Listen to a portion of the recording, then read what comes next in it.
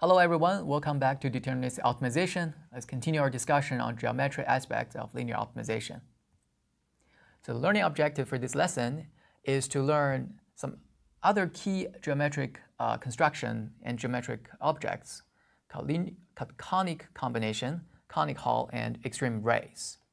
And the purpose of this lesson is to extend our earlier lesson on extreme point representation of bounded polyhedron to polyhedron that is not bounded or unbounded.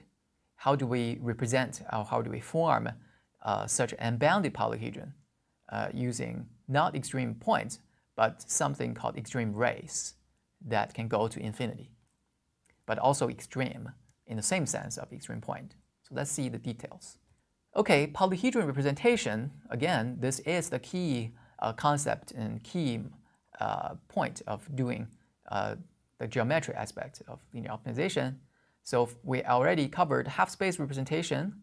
A polyhedron is the intersection of a finite number of half-spaces written as a set of linear inequalities. And we see that every polyhedron can be represented as intersection of a finite number of half-spaces. For example, the Platonic solids, these are all bounded polyhedron or polytopes in R3. They are intersections of a finite number of half-spaces. And here is another polyhedron in R2 that's formed by the intersection of these two half-spaces. One is this direction, half-space here. Another is a half-space here in this direction. And the intersection is this region that extends to infinity along these directions, starting from this point. So we see this is actually corner point, right? It's extreme point, and everything along this direction. So this polyhedron is not bounded. It's an unbounded polyhedron. This representation of using half-space intersection applies to all polyhedra, or all polyhedrons, bounded or unbounded. However, the extreme point representation that we just learned in the last lesson only works for a bounded polyhedron or a polytope, because a polyhedron using extreme point is the convex hull of all these extreme points. And convex hull is formed by convex combinations, and a convex combination intrinsically is a bounded thing, because the sum of the weights is 1, and every weight is non-negative. That means every weight is also less than or equal to 1. So the convex combination or convex hull is intrinsically a bounded set. So how do we extend this extreme point representation to an unbounded polyhedron? Okay, so that's the motivation to study unbounded polyhedron characterization. And the characterization exactly is the existence of some direction that goes to infinity. These directions are called recession directions. So a polyhedron is unbounded if and only if there are directions to move to infinity without leaving the polyhedron. So for example, again, this is the polyhedron formed by two half-spaces. It's not just the blue part here. It extends to every point in this direction along, restricted by these two half-spaces. We call this polyhedron P. It's unbounded. It has an extreme point. It has a unique extreme point here. And we see that if we use convex combination of extreme points, and there's only one extreme point, so the convex hull of this one extreme point is exactly this point itself. So it's very inadequate to represent this whole polyhedron. It's really just one point. So what is missing is exactly directions. For example, this is a direction, D1, and if we start from this red point and go along this direction, we know this is a ray, right? This ray is contained entirely in this polyhedron. No matter how far you go along this ray, it's always in this polyhedron.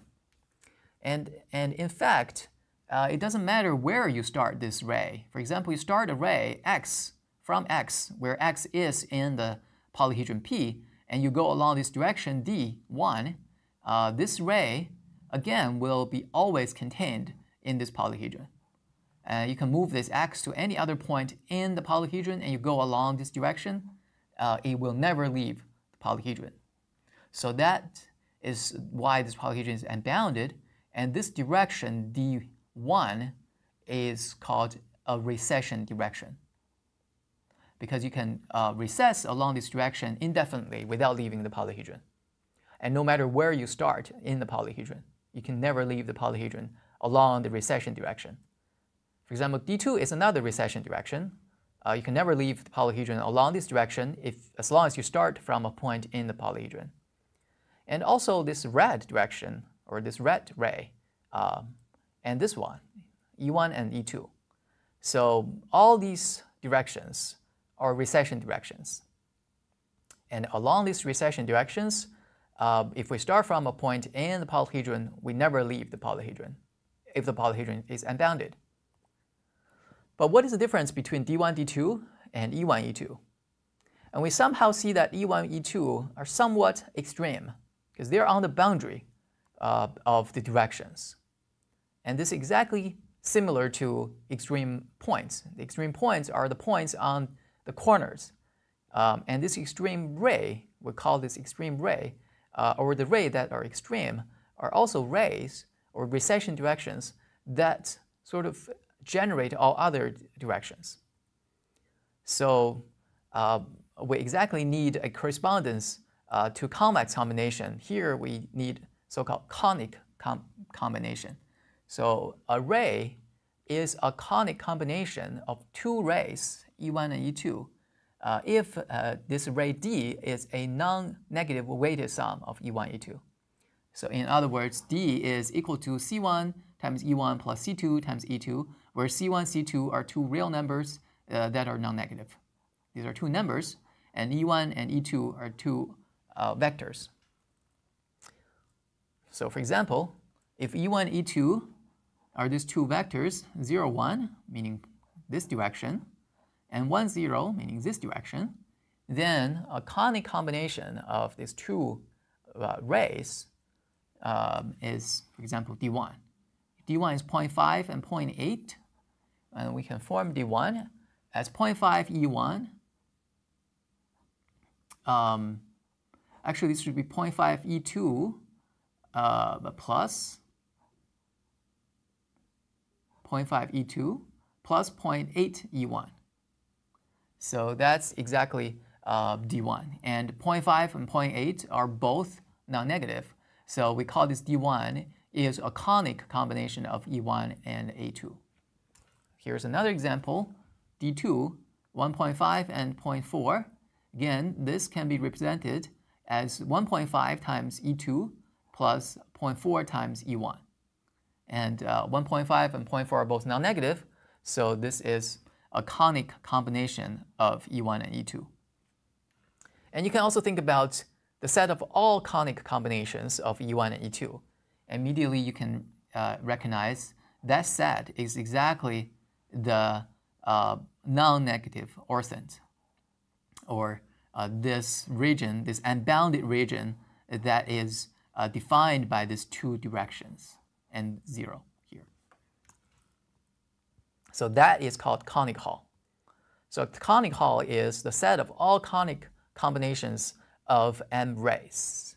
So again, here the conic Hall we represent it as conic of A1 to AN if you have n vectors or n rays.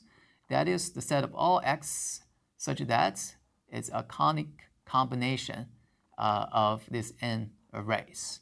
And that means every coefficient or every weight is non-negative. So the only difference from convex combination is we don't require the weights to sum to 1, but we do require them to be non-negative. So here you exactly see that the lambdas can go to infinity. So that's why conic combination or conic Hall is an unbounded region. So the conic Hall of E1, E2 is the non-negative orthant, this unbounded region here. And this is a plot in R3. You need to imagine that this two directions is in this plane and this direction is behind the plane. Okay, So if we look at their coordinates, this E1 is direction 1, 0, 0. E2 is direction 0, 1, 0. So this is x direction, this is y direction. And this direction is not exactly the z 0, 0, 1, but it's 1, 1, 1. So these three rays also form a conic hull, which is the unbounded polyhedron with apex here at 0 and goes to infinity. And this and formed by these three rays. Okay, and we call this set here non-negative orthant with apex at 0 and this unbounded region here a cone. Also here in R3, this is a cone also with apex here and extreme rays. These three rays that form any other rays in this cone. So that's why we call this conic hull. Really is a cone. And a cone is starting from a point and then goes to infinity.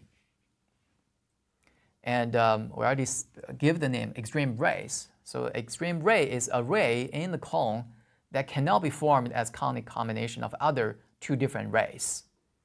So it's very similar to the definition of extreme point. That's why it's called extreme. It cannot be formed as conic combination of other two rays, just as extreme point cannot be formed as convex combination of other two points. So for example, E1, E2 are extreme rays of this cone, P. P is a polyhedron, but it's also a special polyhedron, it's a cone. D1, D2 are recession directions, or directions that can go to infinity in the cone or in the polyhedron P, but it's not extreme because D1 can be formed as conic combination of E1 and E2. So is D2. Also here, E1, E2, E3 are extreme rays of this polyhedron or this cone P. So if a polyhedron is bounded, means there's no direction to go to infinity, then there's no extreme ray. If a polyhedron is bounded, there must be an extreme point, because we know that a bounded polyhedron is the convex hull of its extreme point. So if a polyhedron is bounded, then it must have an extreme point. If a polyhedron is unbounded, then it must have an direction to go to infinity. It must have an extreme ray. But if a polyhedron is unbounded, it may not have an extreme point. You can think about an example where an unbounded polyhedron that does not have an extreme point. Okay, summary. We learned conic combination as a way to form a cone out of extreme rays. And that cone is actually called the conic hull of extreme rays. And the result is a cone. Any cone can have extreme ray that is the element to form or to generate the conic hull. And we also see that unbounded polyhedron would have extreme rays or recession directions